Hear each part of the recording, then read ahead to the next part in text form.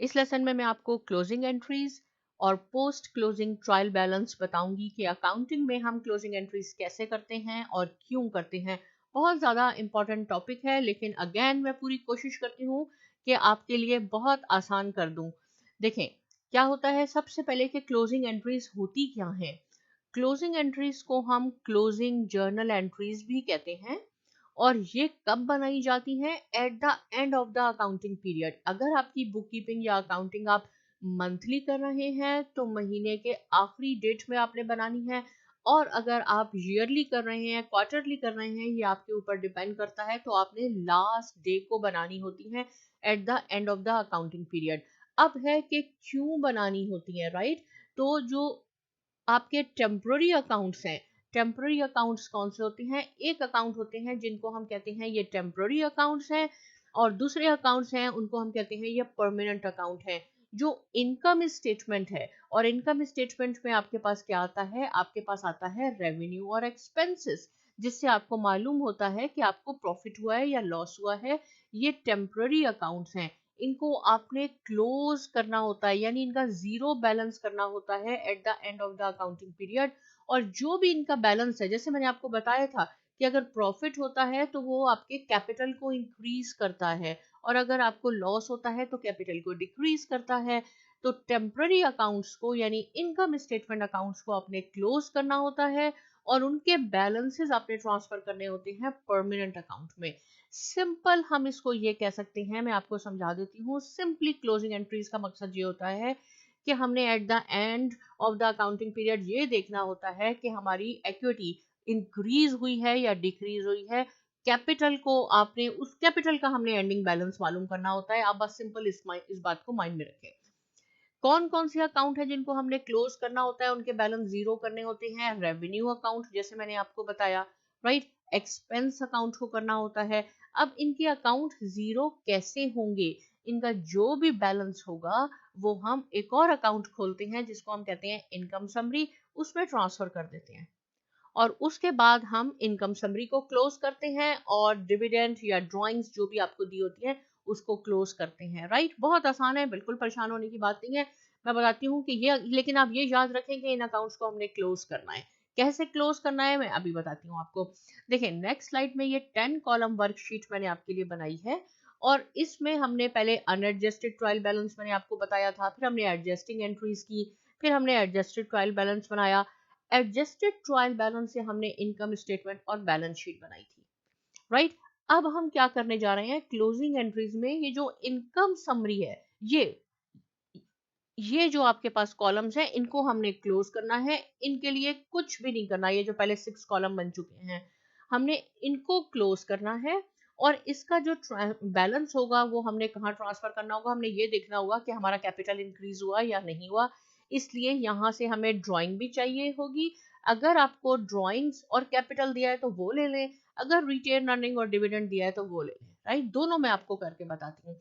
लेकिन ये बात भी याद रहे, मैंने आपको बताया था कि अगर आपको प्रॉफिट होता है तो आपके एक्सपेंसेस कम होते हैं। देखिए ये ब्लैक जो है ये पोर्शन एक्सपेंसेस का है। 10 कॉलम वर्कशीट में ये आखिर में एंडिंग बैलेंस दोनों के इक्वल होने चाहिए। तो हमने क्या किया, कितना हम इसमें ऐड कर लें डेबिट साइड में कि हमें दोनों हमारे अकाउंट, ये सॉरी, डेबिट और क्रेडिट इक्वल हो जाएं। तो मैंने कहा 4950। ये अमाउंट कैसे आई? ये सारे एक्सपेंसेस को ऐड करके रेवेन्यू में से माइनस करना है, सिंपल। तो हमारे पास ये अमाउंट आ जाती है, राइट? इट मीन्स ये हमारा प्रॉफिट है। और ये भी याद रहे कि जो प्रॉफिट आपके पास हुआ है, आपने डेबिट साइड में इंक्रीज किया है, सेम बैलेंस आपने बैलेंस शीट की क्रेडिट साइड में लिखना होता है, अदरवाइज ये इक्वल नहीं होंगे आपके। और अगर लॉस होगा तो आप डेफिनेटली यहाँ कुछ लिखेंगे, ये मैं पहले बता चुकी हूँ। इनकम स्टेटमेंट के अगर क्रेडिट साइड में आप कुछ लिखते हैं दोनों को इक्वल करने के लिए, डेबिट एंड क्रेडिट, तो वो सेम अमाउंट बैलेंस शीट की डेबिट साइड में लिखी जाती है, राइट? पहले मैं अच्छी तरह बता चुकी हूँ लेकिन ये सिंपल बता रही हूँ। अब हमने सिर्फ ये कॉलम को कंसीडर करना है, इसको हमने डिस्कस करेंगे, और यहाँ से हम ये दो अकाउंट लेंगे। देखें नेक्स्ट स्लाइड में मैंने क्या लिखा है आपके लिए। यहाँ पे मैंने लिखा है, क्योंकि कभी कभी आप अकाउंटिंग की बुक देखेंगे तो वहां आपके पास परमानेंट अकाउंट और टेम्पररी अकाउंट कौन से होते हैं? इनकम स्टेटमेंट को, उसको हम नॉमिनल अकाउंट्स भी कहते हैं। अगर कोई नॉमिनल अकाउंट्स है तो बिल्कुल परेशान नहीं होना कि नॉमिनल क्या है, ये टेम्पररी अकाउंट है। इनकम स्टेटमेंट के अकाउंट को यानी रेवेन्यू और एक्सपेंसेस को हम नॉमिनल अकाउंट कहते हैं, और जो बैलेंस शीट के अकाउंट हैं एसेट्स, लायबिलिटीज और कैपिटल, इसको हम रियल अकाउंट कहते हैं। तो यहाँ यही सेम चीज मैंने लिखी है कि जब हम फाइनेंशियल स्टेटमेंट बनाते हैं तो नॉमिनल अकाउंट यानी इनकम स्टेटमेंट के balances are recorded in the income statement, और जो रियल अकाउंट है यानी बैलेंस शीट के अकाउंट है वो हम कहाँ लिखते हैं, वो बैलेंस शीट में लिखते हैं। ये तो अब आपको मालूम हो जाना चाहिए अच्छी तरह, काफी प्रैक्टिस कर चुके हैं हम। अब देखें, ये मैंने आप जो 10 कॉलम वर्कशीट है, कोई भी 10 कॉलम वर्कशीट मैंने बनाई है, उससे मैंने इनकम स्टेटमेंट और बैलेंस शीट, राइट, उसमें 10 कॉलम होते हैं, तो मैंने आखिर के 2 कॉलम जो इनकम स्टेटमेंट के थे और बैलेंस शीट के ले लिए, बाकी इग्नोर कर दिए क्योंकि उनको हमें जरूरत नहीं है, हमने क्लोजिंग एंट्रीज हम सीख रहे हैं। तो देखें, शुरू करते हैं क्लोजिंग एंट्रीज। क्या मैंने कहा कि हमें इनकम स्टेटमेंट के अकाउंट्स को पहले क्लोज करना है। तो इनकम स्टेटमेंट में क्या है हमारे पास, ये रेवेन्यू है, और ये अकाउंट्स हमारे पास जो है 5 अकाउंट्स, डिप्रिसिएशन, मेंटेनेंस, ये हमारे पास एक्सपेंसेस हैं। रेवेन्यू का बैलेंस कहाँ है, क्रेडिट। एक्सपेंसेस का बैलेंस कहाँ लिखा हुआ है, डेबिट। एज इट इज आपने इन अकाउंट्स को टी अकाउंट में ट्रांसफर करना है। क्या कर रहे हैं हम, क्लोज कर रहे हैं temporary accounts, income summary accounts को क्लोज कर रहे हैं, राइट, और उनका बैलेंस जीरो कर रहे हैं, to clear and close.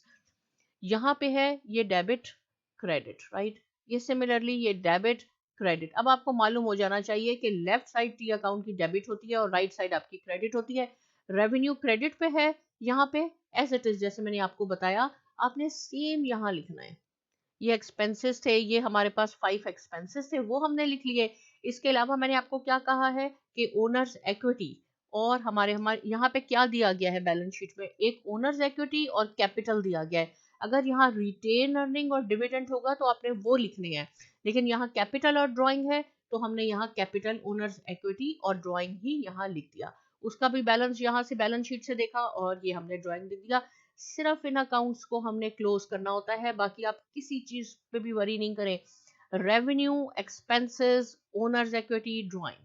Owners equity और ड्राइंग अगर नहीं है, इसकी जगह रिटेन अर्निंग है और डिविडेंड है, तो आपने वो लेने हैं, राइट, ओके। अब शुरू करते हैं, रेवेन्यू से शुरू करते हैं। रेवेन्यू को हमने क्लियर और क्लोज करना है इस अकाउंट को। तो हम कैसे इसको क्लियर और क्लोज करेंगे, क्लियर ऐसे कर देंगे कि जो भी अमाउंट आपकी क्रेडिट साइड पे है, सेम अमाउंट आपने डेबिट साइड पे लिखनी है, राइट। यहाँ डेट भी लिख दें, 31 दिसंबर, जो भी आपका एंडिंग है। ये हमारा क्या हो गया, क्लियर हो गया। दोनों डेबिट और क्रेडिट इक्वल हो गए तो ये हमारा क्लोज भी हो गया। दोनों में से, इसमें से ये माइनस कर दें तो ये क्लोज हो गए। लेकिन अकाउंटिंग में ऐसे तो नहीं होता कि आपने डेबिट लिख दिया, उसका क्रेडिट तो लिखा नहीं। तो उसका क्रेडिट हम कहाँ लिखेंगे, उसका क्रेडिट लिखेंगे इनकम समरी में। मैंने कहा ना आपको एक और अकाउंट बनाएंगे, to clear and close the revenue and expenses accounts by transferring their balances to the income summary. इसको क्लियर एंड क्लोज कर देंगे, और इसका ये कहाँ पे लिखा हुआ था, पहले क्रेडिट पे लिखा हुआ था, इनकम समरी में एग्जैक्ट आपने इसको सेम अमाउंट यहाँ लिखनी है। इस टी अकाउंट को क्लोज कर दिया और जो क्रेडिट पे था वो यहाँ क्रेडिट पे लिख दिया। अब इसकी एंट्री क्या लिखेंगे हम इसकी एंट्री लिखेंगे कि, क्योंकि एंट्रीज तो जरूर लिखनी होती हैं, सर्विस रेवेन्यू को हमने क्या किया, सर्विस रेवेन्यू को हमने यहाँ डेबिट किया, ये डेबिट है और ये क्रेडिट है। देखिए मैं पूरी कोशिश करती हूँ कि आसान कर दूं ताकि आपको बात समझ में आ जाए। और क्रेडिट क्या किया, इनकम समरी, तो इनकम समरी को हम शॉर्ट करके यहाँ लिख देते हैं, ये हमने क्रेडिट कर दिया। ये पहली आपकी क्लोजिंग एंट्री हो गई, और यहाँ आप लिख दें टू क्लोज सर्विस रेवेन्यू या रेवेन्यू अकाउंट। अगर और रेवेन्यू अकाउंट है उसको भी आपने इसी तरह क्लोज करना है, उसको डेबिट में लिख दें, राइट, जो भी उसका अकाउंट होगा वो डेबिट में आ जाएगा और इनकम समरी इसमें चली गई। अब मेंटेनेंस एंड रिपेयर एक्सपेंस को, इसको हमने क्लोज कैसे करना है, क्लियर एंड क्लोज। इसको हमने क्लियर कर दिया, जो यहाँ लिखा है आप एज इट इज उसको वहां लिख दें, ये तो क्लियर एंड ये हो गया। अब इसका ट्रांसफर करना है बैलेंस, क्योंकि क्रेडिट लिख दिया, इसका डेबिट भी हमने लिखना है, तो इनकम समरी में लिखना है। रेवेन्यू और एक्सपेंसेस कहाँ आपने ट्रांसफर करने हैं, इनकम समरी में, ये खुद बनाना है। यहाँ क्रेडिट लिखा तो यहाँ आपने ये डेबिट पे लिखना होगा, ये क्रेडिट है। अब इसकी जर्नल एंट्री एक्सपेंसेस की क्या बनेगी, इसमें इनकम समरी को हमने डेबिट किया है, तो अब यहाँ लिख दें इनकम समरी हमारी 1800 हो गई, और इसका क्रेडिट क्या है हमारे पास, maintenance and repair. Maintenance and repair हमारे पास 1800 हो गया, ये भी क्लोज हो गया, to close the expense account. अब सिमिलरली डिप्रिसिएशन को हम क्या क्लोज कर लेते हैं, इसको कैसे हम क्लोज करेंगे, जो अमाउंट यहाँ लिखी है वो क्रेडिट पे लिख दें, ये हमारा क्लोज हो गया। इसका डेबिट क्या होगा, इसका हमने 2900 यहाँ लिख दें। सेम आपने इसमें करना है 1900, इसको एक साथ कर देते हैं, चले ये हो गया ये, क्योंकि अब तो आपको समझ में आ गई होगी बात, राइट।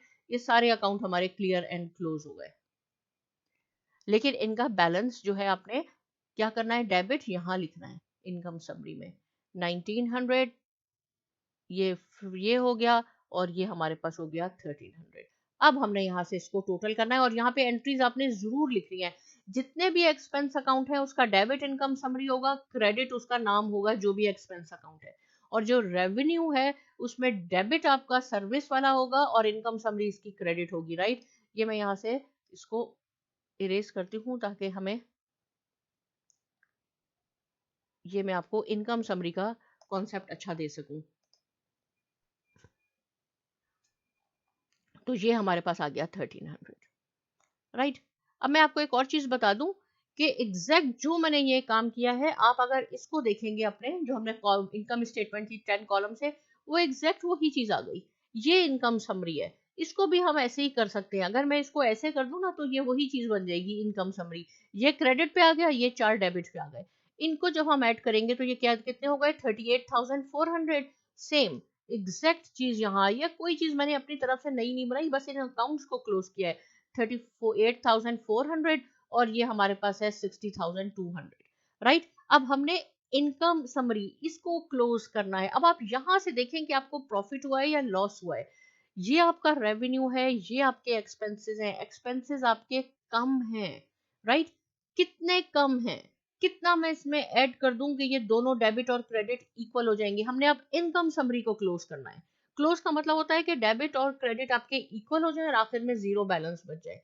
तो देखें उस पे ही चलते हैं। हमारे यहाँ जो था, यहाँ मैंने किया हुआ था कि अगर मैं इसमें 21,800 ऐड कर दूं तो ये दोनों कॉलम भी इक्वल हो गए थे, राइट। तो सेम 21,800 हमने इसके यहाँ लिखने होंगे डेबिट साइड में 21,800। अब आप इसको काउंट करेंगे तो ये दोनों आपके पास इक्वल हो जाएंगे। तो ये इनकम समरी भी आपकी क्या हो गई, इनकम समरी भी क्लियर एंड क्लोज हो गई, क्योंकि हमें अकाउंट को क्लोज करना है। हमने इसको डेबिट साइड पे हमने ये ऐड किया है 21,000, हमें प्रॉफिट हुआ है। और प्रॉफिट क्या चीज इंक्रीज करती है, आपका कैपिटल इंक्रीज कर देती है। इसमें इनकम समरी कहाँ क्लोज होगी, इनकम समरी क्लोज होती है ओनर्स इक्विटी में। जो चीज आपने यहाँ लिखी डेबिट साइड में, वही आपने ओनर्स इक्विटी के यहाँ पे भी लिखनी है। इसका क्रेडिट ये है। सेम चीज अगर इस दफा यहाँ आप देख लें, यहाँ अगर हमने 21,800 डेबिट साइड पे लिखा है कि ये हमें प्रॉफिट हुआ है, तो इससे हमें ओनर्स इक्विटी यहाँ पे भी हमने लिखना होगा, अदरवाइज आपका ये दो कॉलम इक्वल नहीं आएंगे। एग्जैक्ट वही अमाउंट आपने लिखनी है जितना आपको प्रॉफिट हुआ है। तो हम ये सेम वही चीज बना रहे हैं। अब हमारे पास रेवेन्यू अकाउंट भी सारे क्लोज हो गए और इनकम समरी भी क्लोज हो गई।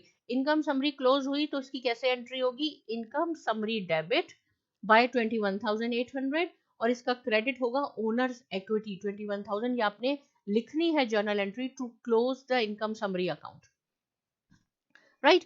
अब हम ड्राइंग अकाउंट को क्लोज करते हैं। ड्राइंग क्या करता है, ड्राइंग अकाउंट कहाँ क्लोज होगा, ओनर्स इक्विटी के साथ क्लोज होगा, क्योंकि drawing decreases the owners equity. मैंने आपको शुरू में भी बताया था कि जो भी ओनर्स इक्विटी आपकी बिगनिंग में होती है, हमें अगर प्रॉफिट होता है, प्रॉफिट में से आप ड्राइंग को माइनस करते हैं, वो बिगनिंग ओनर्स इक्विटी में ऐड कर दें तो वो आपकी ओनर्स इक्विटी हो जाएगी। इसको कैसे क्लोज करेंगे, 11,300 ये क्लोज हो गया।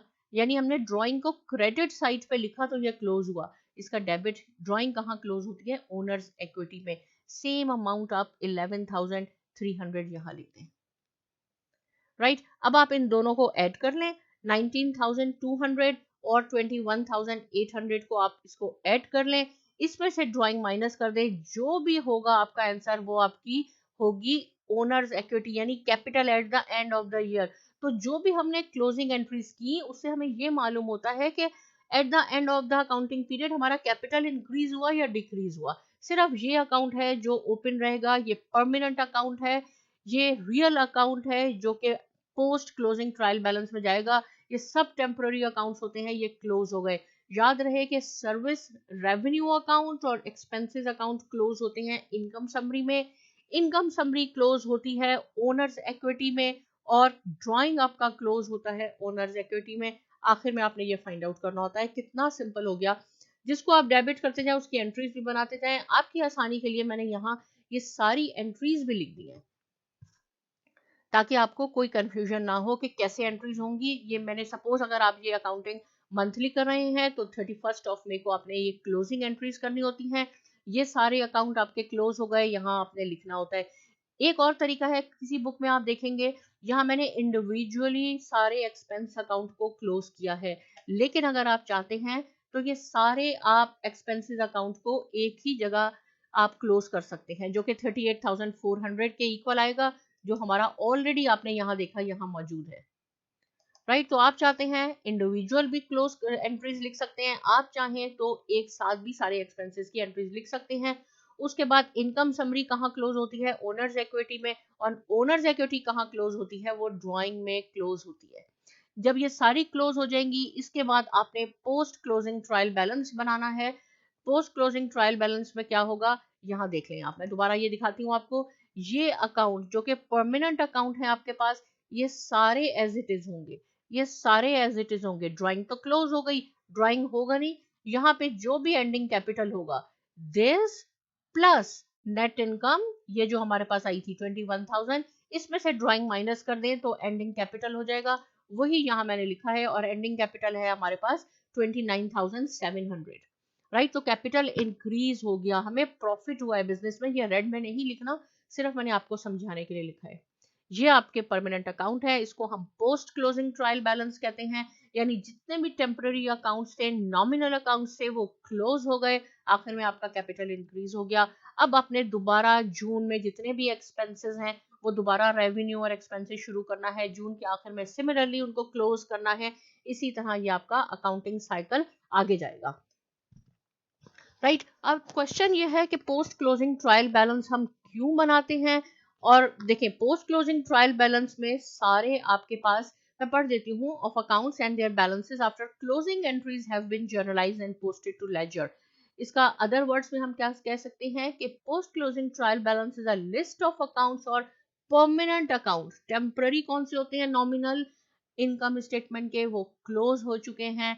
The purpose of preparing the post-closing trial balance is verify all temporary accounts have been closed। देखिए, कोई भी इसमें रेवेन्यू और एक्सपेंस आपके पास नहीं है, सब क्लोज हो चुके हैं, हमें मालूम हो गया है कि हमें प्रॉफिट हुआ है।